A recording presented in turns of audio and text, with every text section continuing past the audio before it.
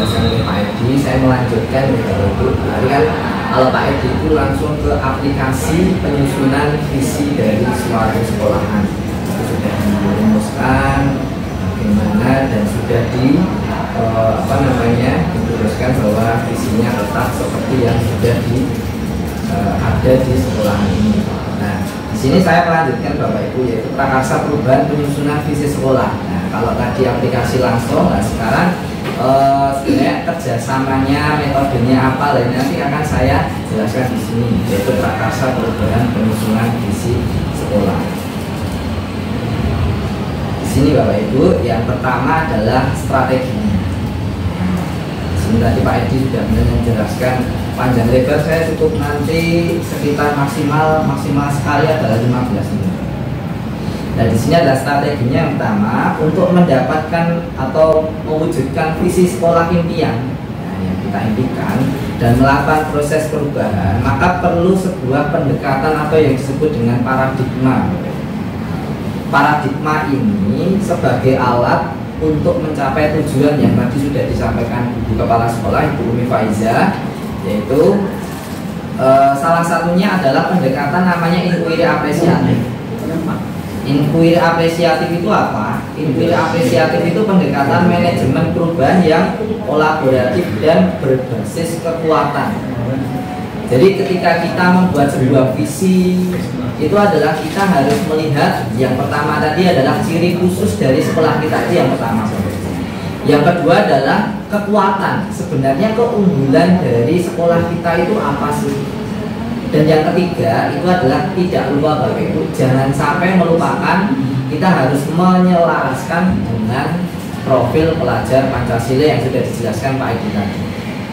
Nah, salah satu metode inquiry apresiatif yaitu salah satunya adalah melalui tahapan. Tahapannya namanya Bagja. Nah, nanti di PMM sebenarnya sudah ada Bagja itu seperti apa. Yang pertama B itu adalah kita membuat pertanyaan dulu. Pertanyaannya apa? Yang kedua adalah ambil pelajaran. Yang ketiga dalimi mimpi. Yang keempat adalah jabarkan perencanaan kita. Yang kelima adalah atur eksekusi. Eksekusinya, penerapannya. Nah, dan di sini adalah yang sebelah kanan itu adalah Bagja, ya, yaitu prakarsa perubahan Bagja, metode kita atau cara kita di dalam pelaksanaan atau penyusunan di dalam visi sekolah kita. Yang sebelah kiri yaitu adalah pelajar atau profil pelajar Pancasila yang harus kita selaraskan dengan profil pelajar Pancasila tadi. Dan tadi sudah dijelaskan oleh Bapak Ibu semuanya, khususnya tadi Bu Pak Anjar, Pak Anjar kita tadi Pak Anjar menjelaskan bahwasannya untuk visi kita itu sudah mencakup semua profil pelajar Pancasila, khususnya adalah ketuhanan yang Maha Esa dan sebagainya, kepentingan global dan sebagainya. Tadi sudah selaras dengan profil pelajar Pancasila. Nah, ini adalah salah satu cara atau metode Bapak Ibu. Yang pertama adalah buat pertanyaan. Nah, pertanyaan utama dibuat untuk menentukan arah penyelidikan kekuatan atau aset atau potensi atau peluang yang dimiliki sekolah ini. Tindakan yang diharapkan pada tahapan ini adalah dilakukan untuk menggalang atau membangun tim perubahan, mendapatkan dukungan serta konfirmasi tingkat prioritas. Nah, di sini ada contohnya Bapak Ibu, kemarin sudah dibuat oleh beberapa kelompok kami, yaitu saya dengan Pak Edi. Di sini ada yang kanan, pertanyaannya itu contoh, tindakannya adalah yang paling kanan. Itu buat yang kedua adalah ambil pelajaran. Nah, ambil pelajaran ini apa? Pertanyaan di tahap ini adalah pertanyaan lanjutan untuk mengenali kekuatan.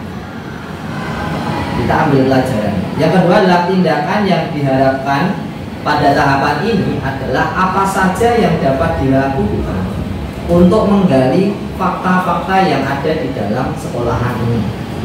Dengan cara memperoleh data, nanti kita dapat memperoleh data apakah lewat diskusi kelompok, nah, seperti ini kita lakukan, ataukah kecil, kelompok kecil atau besar, atau berdasarkan survei, bagaimana melibatkan beragam dan berbagai pihak. Nah, berbagai pihak ini apa saja? Apakah hanya sekolah saja? Apakah kita selaku guru dengan kepala sekolah saja?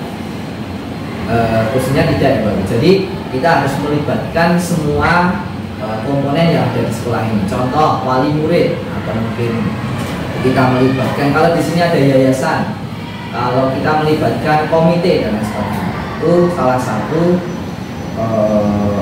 komponen dari ambil belajar. Yang keempat yaitu adalah gali mimpi. Jadi ketiga, gali mimpi. Diharapkan kita memimpikan, tadi sudah dibuat oleh Pak Edi, kita itu memimpikan siswa dan siswi seperti apa? Siswa-siswi yang beriman dan bertakwa, tadi Pak Daud tadi, yang cerdas dan lain sebagainya. Itu adalah impian kita untuk mewujudkan. Selanjutnya adalah yang BHGJ dari 4 kerja. Jabarkan rencana. Rencana kita yang mau kita rencanakan itu apa? Pertanyaan di tahap ini diharapkan dapat membantu mengidentifikasi tindakan konkret atau menjabarkan langkah-langkah yang depan. Baik langkah kecil sederhana yang dapat dilakukan segera, atau langkah berani atau terobosan yang akan memudahkan keseluruhan proses pencapaian. Ini teori ya Bapak.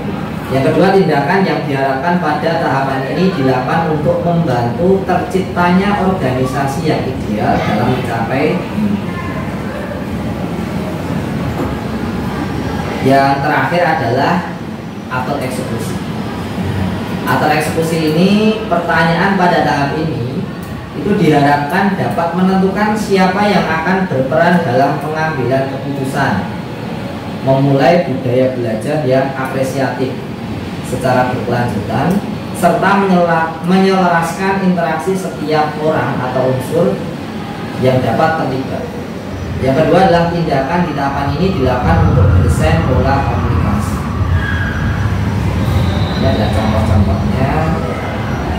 Di sini Bapak Ibu, di sini tadi yang sudah saya paparkan ya. Tadi adalah kita belajar tentang metode. Dan sekarang ini saya minta pendapat Bapak Ibu semua nih. Saya minta pendapat Bapak Ibu semua untuk menjawab pertanyaan-pertanyaan yang ada di depan, yaitu cukup 4 pertanyaan saja.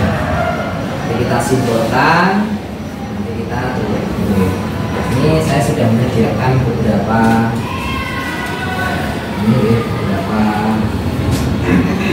lembar untuk kita isi.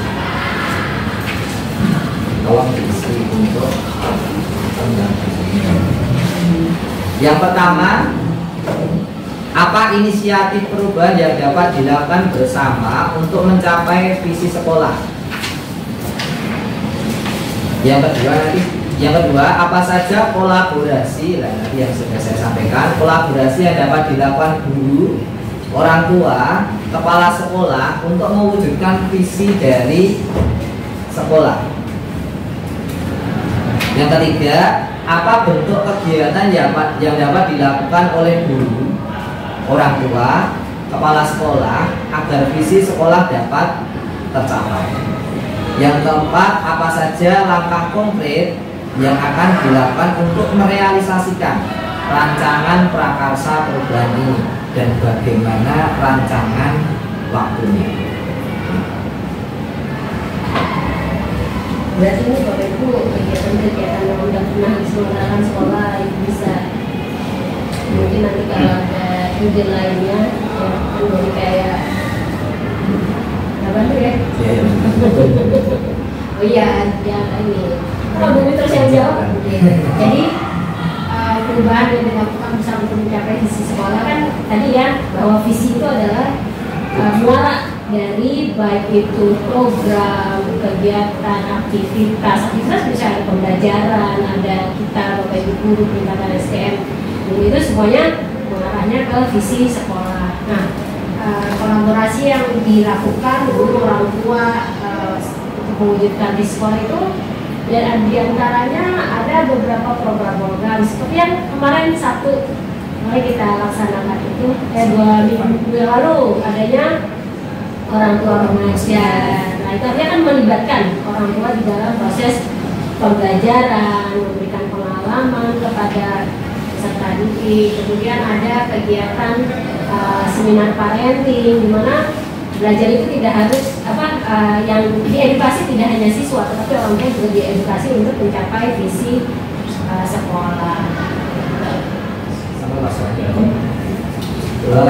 Mungkin saya nanti akan ini ya Bapak Ibu, minta pendapat dari Bapak Ibu. Ini langsung dibacakan saja seperti Pak Edi tadi, biar waktunya agak cepat, biar cepat selesai juga.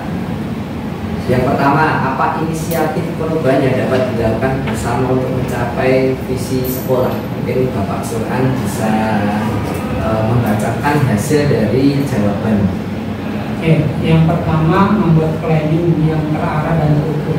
Ya, membuat planning. Planning harus punya planning perubahan apa yang harus dilakukan. Kedua, membuat kebiasaan kecil-kecil dulu. Kebiasaan baik. Yang kecil-kecil dulu. Kemudian merinci perubahan-perubahan kecil yang akan diraih. Jadi ditulis dulu apa yang akan kita capai. Misalnya soal waktunya, bisa tidak membuang sampah sembarangan, itu yang harus kita dirinci. Kemudian apa saja kolaborasi? Yang pertama mensosialisasikan yang telah di planning yang akan dicapai. Sosialisasikan ini kita seperti di sekitar sekolah. Kemudian membuat poster di THB. Setelah kita buat planning segala macam, kemudian metodenya sudah kita ketahui, buat poster. Atau misalnya dibuat NFIS biar semua orang membaca. Kemudian yang ketiga, bentuk kegiatan ya kita harus memberi contoh. Itu debit oleh guru dan pengelola atau sekitar sekolahnya, sehingga siswa itu pasti akan melihat apa yang dia lihat, apa yang dilakukan oleh guru dan pengelola. Kemudian membuat keyakinan kelas pada setiap guru. Kan baru sudah dibahas itu keyakinan kelas itu harus ada. Dari semua kain segala macam masuk ke kelas, situ juga buat poster, jadi mereka tahu apa yang dilakukan. Mereka kecil dulu. Kemudian yang keempat, langkah konkretnya adalah tadi membuat dan menjalankan keyakinan itu kita sekolah. Membuat dan menjalankan bentuk poster tadi terhadap perubahan sehingga semuanya akan tahu apa yang kita capai dalam visi dan misi kita. Terima kasih Pak Surhan. Tadi Pak Surhan telah merincikan jawaban dari keempat pertanyaan ini. Yang saya tangkap di sini adalah tadi Pak Surhan, yang pertama kita membiasakan hal-hal kecil yang positif itu. Kita catat hal-hal positif, terus kita hal-hal positif itu kita tempelkan di berbagai lini sekolah ini kayak gitu. Biar semua membaca dan semua menjalankan seperti itu.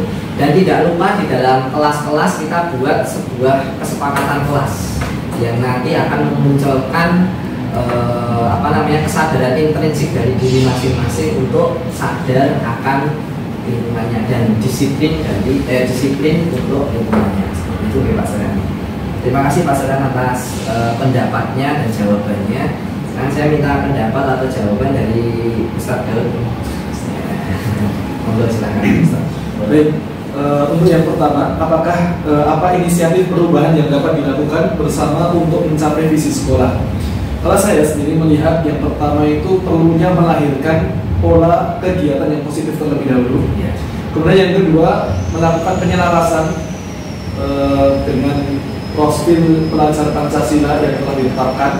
Kemudian yang paling penting di sini adalah wujud nyata dari pelaksanaan program penunjang keberhasilan visi yang telah direncanakan tersebut. Gitu. Itu terkait nomor pertama. Kemudian yang kedua, apa saja kolaborasi yang dapat dilakukan guru, orang tua, kepala sekolah, untuk mewujudkan visi sekolah tersebut. Baik, itu yang pertama, kepada kepala sekolah sendiri dapat sebagai salah satu sarana jembatan yang menjembatani guru dalam menyampaikan gagasan-gagasan yang inspiratif. Kemudian terkait guru dan orang tua, stakeholder di sini bisa berperan sebagai mengadakan pertemuan yang di sana dihadirkan kolaborasi dalam pembahasan terkait masalah visi sekolah, agar supaya dari pembahasan tersebut muncul komunikasi yang baik dalam rangka mewujudkan visi misi yang ingin diwujudkan oleh sekolah. Dan yang terakhir dari kolaborasi ini tentunya ingin usaha dalam mewujudkan visi tersebut. Kemudian yang ketiga, apa bentuk kegiatan yang dapat dilakukan guru, orang tua, kepala sekolah agar visi sekolah tersebut tercapai? Kalau di sini saya lihat sudah sangat banyak dari segi profil pelajar Pancasila sendiri, seperti program mabit malam hari ibadah, kemudian ada program setelah bahasa sholat zuhur, pembinaan siswa dan siswi, kemudian ada satu devan, di sana ada kelas inspirasi, ada kelas literasi, kemudian ada juga di sana pengembangan public speaking dari literasi yang telah mereka catat. Juga ada program di sini pentingnya pendidikan remaja, ranah parenting yang kemarin dilakukan seperti di Hotel Sunan, gitu, dengan para wali murid gitu ya. Menariknya juga ada pengambilan rapat di sana, gitu. Setelah ada pemaparan langsung dari ahli psikolog, kemudian wali murid juga mendapatkan motivasi luar biasa, baru menerima rapat dari wali kelasnya masing-masing. Kemudian juga ada study tour, ada sabtu bersih. Di situ saya kira semua hal itu dalam mewujudkan visi yang diinginkan oleh sekolah. Lalu yang keempat, bagaimana langkah konkret? Kalau saya melihat ada 4. Kalau saya dulu belajar teori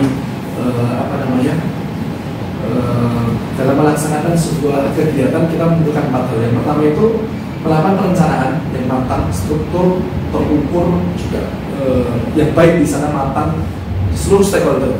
Kemudian yang kedua, melalui pengorganisasian, artinya pembagian tugas dari setiap step-step yang ingin dilalui untuk mencapai tujuan. Kemudian yang ketiga, pelaksanaan dari hal-hal yang telah direncanakan dan dibagi tugas-tugasnya. Kemudian yang keempat, pentingnya melakukan pengawasan dari pelaksanaan yang sudah dilalui serta evaluasi di dalamnya. Nah, evaluasi ini nanti memunculkan 3. 1, mempertahankan yang sudah baik. Yang kedua, memperbaiki yang kurang baik. Kemudian yang ketiga bisa ATM, amati, tiru, modifikasi, artinya mengadopsi barangkali di sekolah-sekolah lain yang sudah ada yang hal-hal yang baik bisa diterapkan juga di sini dengan tentunya ciri khas yang sudah ada di sekolah ini. Gitu Pak. Terima kasih Pak Daud atas jawaban yang telah dipaparkan yang sangat bagus sekali. Ya. Ini mungkin saya lanjutkan saja ke Pak Ajan. Ya, terima kasih Bapak Taufik. Mungkin saya hanya menyampaikan yang berbeda ya dari teman-teman karena kurang bisa. Jadi yang pertama, untuk pertanyaan yang pertama ini saya memberikan jawaban adalah membudayakan kolaborasi guru semapel, kemudian lintas mapel dalam satu peminatan, dan juga kemudian bisa juga mungkin lintas minat. Ya, jadi misalnya yang muatannya MIPA ya dengan sosial itu berkolaborasi, nanti kemudian hasilnya atau produknya adalah sebuah apa, kan seperti itu. Nah, ini konkretnya ada di nomor 2, yaitu guru dapat membuat karya kolaboratif. Jadi ada kaitannya dengan nomor 1 tadi ya.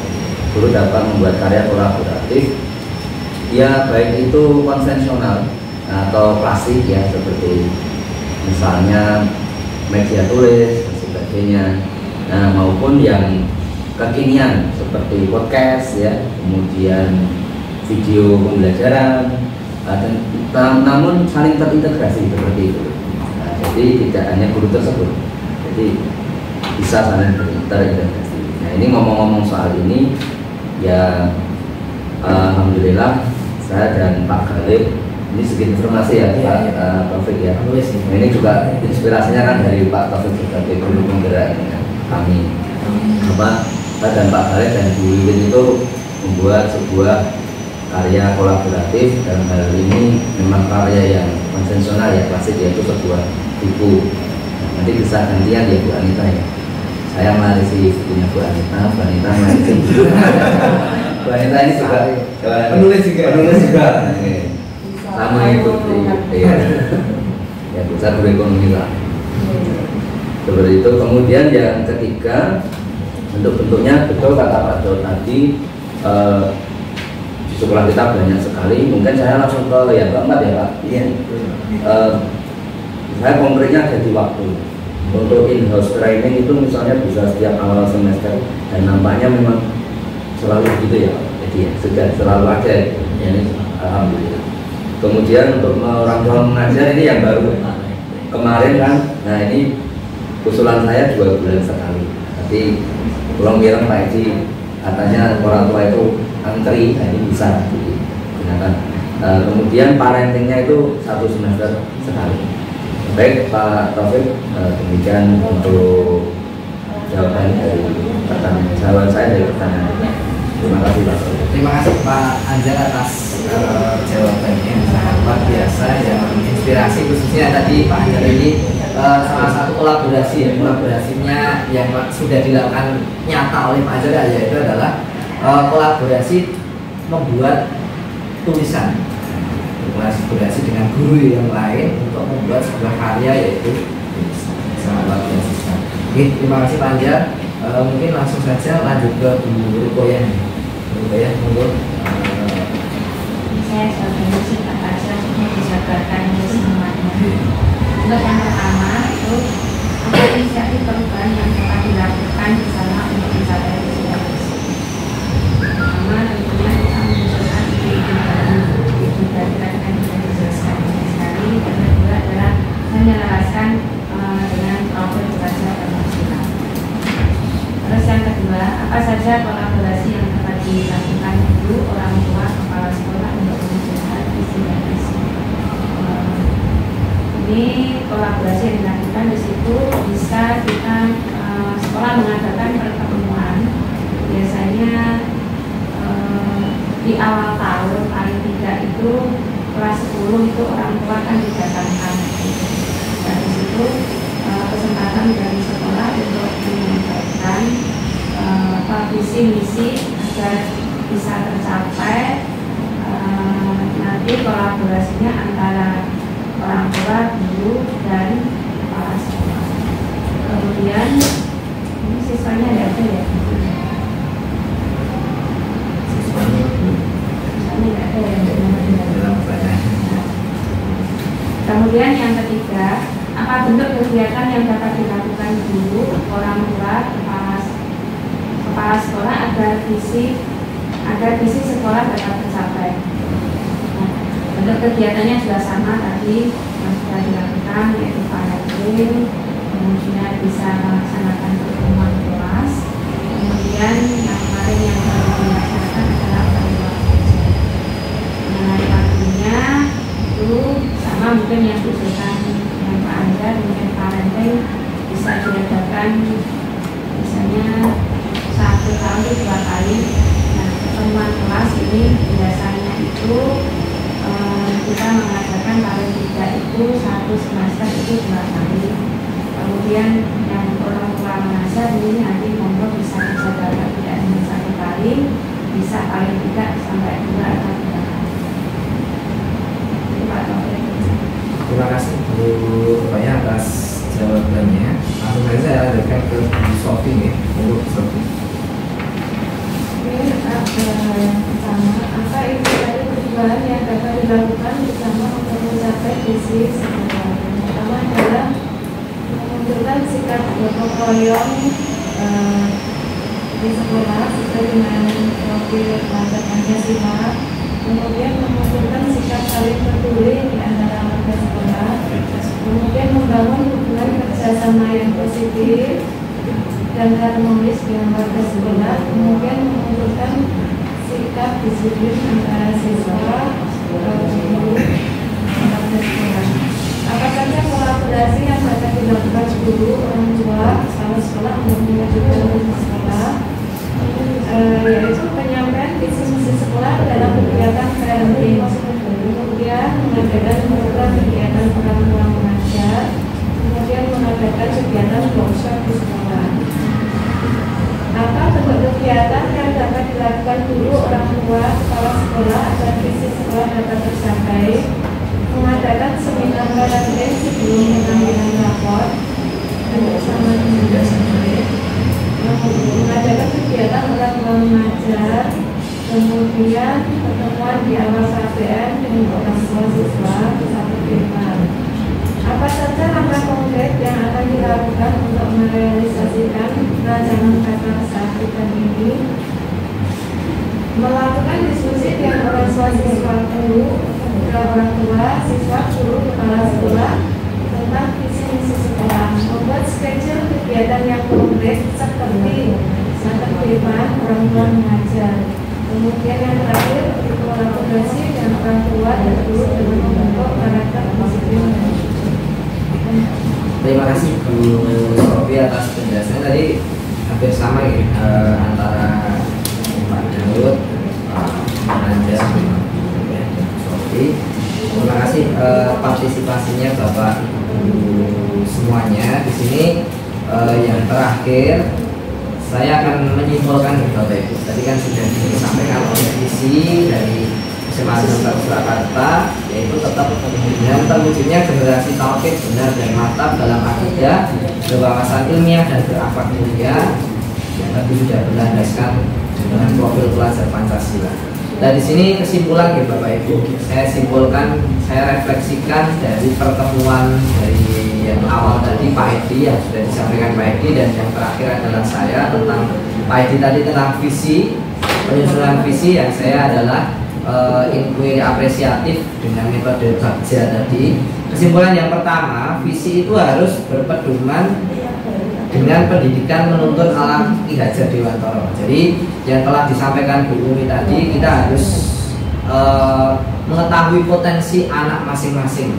Makanya kan Ki Hajar Dewantara itu selalu mengedepankan atau selalu menjargonkan menuntun anak untuk mencapai potensinya masing-masing dengan setinggi-tinggi.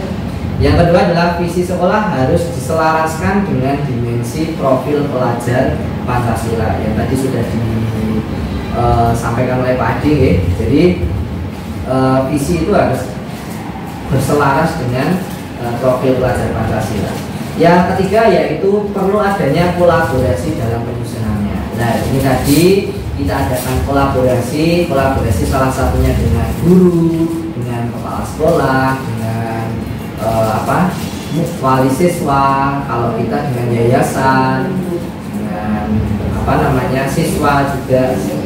Itu adanya kolaborasi untuk mencapai visi itu. Yang selanjutnya adalah melihat ciri khusus dari sekolahan. Kita jangan melupakan ciri khusus kita Bapak Ibu. Kita dengan mungkin sekolah lain memiliki ciri khusus yang berbeda, atau dengan negeri atau dengan sekolah yang lain itu ciri khususnya kita adalah ciri khusus bidang agama, adanya tilawah dan sebagainya. Itu merupakan salah satu ciri khusus kita yang akan kita terapkan di dalam visi kita. Yang kelima adalah penyusunan visi dengan inquiry apresiatif, yaitu mengedepankan kekuatan-kekuatan yang ada di dalam sekolah kita yang sudah saya jelaskan ya. Yang keenam adalah solusi dengan metode Bagja yang tadi sudah dipaparkan oleh Bapak Ibu semuanya. Yang ketujuh, yang tadi yang mengusulkan Pak Anja tadi, selain visi kita harus mengusulkan tentang pembuatan slogan seperti yang ada di misal UNS dan sebagainya. Itu mungkin salah satu usulan yang positif yang bagus. Mungkin itu saja kesimpulan dari pembicaraan kita, pendampingan individu pada hari ini. Terima kasih atas partisipasinya. Saya ucapkan terima kasih kepada Bapak Ibu guru semuanya telah meluangkan waktunya, telah meluangkan dari kesibukan kita ya di ngajar di SMA Negeri 1 Surakarta yang bermobilitas cukup tinggi. telah meluangkan waktu sedikit waktu untuk kita calon guru penggerak ini untuk mempresentasikan visi yang akan kita wujudkan di sekolah. Mungkin